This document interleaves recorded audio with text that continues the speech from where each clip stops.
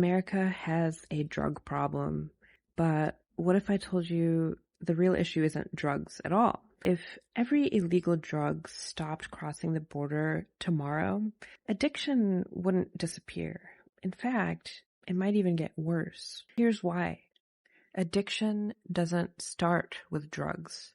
It starts with pain. If you magically removed all foreign supply, cocaine, heroin, fentanyl, the price would skyrocket because drugs follow the laws of economics. When supply drops and demand stays high, the cost goes up.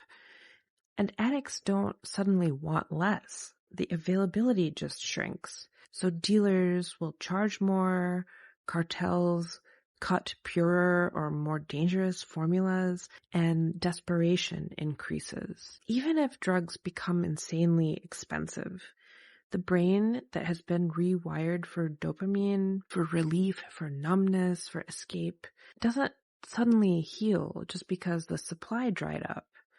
Instead, people would turn to substitutes like alcohol, inhalants, dangerous homemade drugs, prescription abuse, or even risky behaviors that trigger dopamine. We've seen this happen before.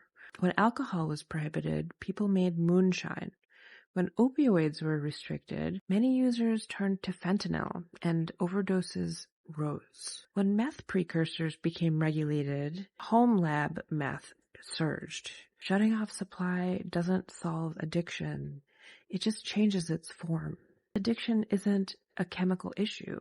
It's a human issue. People don't start using drugs because everything is fine in their life. They use drugs because something hurts. Because they feel anxious, lonely, depressed, numb, overwhelmed, or trapped. Drugs are relief. They're an escape. Drugs are temporary peace, followed by more despair. The real question isn't how do we stop drugs from entering America? It's how do we stop people from needing drugs in the first place? That means investment in mental health care, trauma recovery, emotional support, community connection, opportunity, and purpose. Addiction thrives where hope is scarce. When people have support, meaning, belonging, and possibility, they don't need the chemical escape. So America doesn't have a drug problem. It has a pain problem, a loneliness problem, and a hopelessness problem.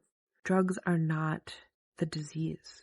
They're a symptom. Healing starts by treating the wound, not by slapping on a bandage.